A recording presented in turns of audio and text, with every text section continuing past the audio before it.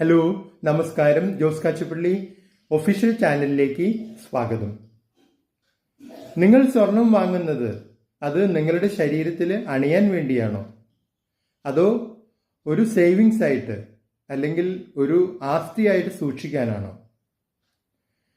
നിങ്ങൾ നിങ്ങളുടെ ശരീരത്തിൽ അണിയാൻ വേണ്ടിയാണ് സ്വർണം വാങ്ങുന്നതെങ്കിൽ തീർച്ചയായും നിങ്ങൾക്ക് സാധാരണ സ്വർണ്ണ ആഭരണം തന്നെ വാങ്ങാം.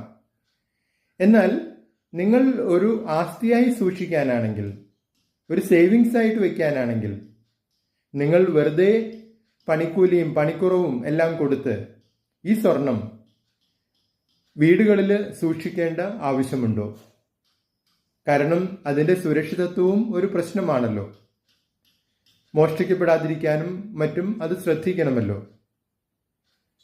മറിച്ച് നിങ്ങൾ ഈ സ്വർണം ആഭരണമായിട്ട് വാങ്ങുന്നതിന് പകരം ഇപ്പോൾ സെബി ആവിഷ്കരിച്ചിരിക്കുന്ന ഇലക്ട്രോണിക് ഗോൾഡ് റെസീറ്റ് എന്ന രീതിയിൽ നിങ്ങൾക്ക് ഡിജിറ്റൽ രൂപത്തിലാക്കാം. നിങ്ങൾക്ക് ഡിജിറ്റൽ രൂപത്തിൽ സ്വർണം വാങ്ങാം.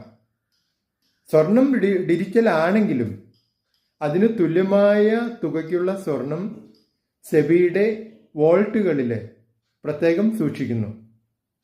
എപ്പോൾ വേണമെങ്കിലും ഈ ഇലക്ട്രോണിക് ഗോൾഡ് റെസീറ്റ് നിങ്ങൾക്ക് തിരികെ കൊടുത്ത് അതിന് തുല്യമായ സ്വർണം നിങ്ങൾക്ക് വാങ്ങാം.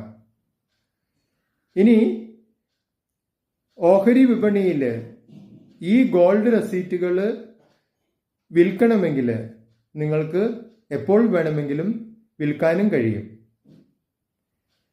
ഇത് സെബിയുടെ കീഴിലായതുകൊണ്ട് അതിന് സെബിയുടെ പൂർണ്ണ സുരക്ഷിതത്വവും ഉണ്ടാകും.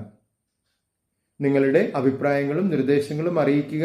നിങ്ങൾ ഈ ചാനൽ ഇഷ്ടപ്പെടുന്നുണ്ടെങ്കിൽ ലൈക്ക് ചെയ്യുക, സബ്സ്ക്രൈബ് ചെയ്യുക, എല്ലാവർക്കും ഷെയർ ചെയ്യുക.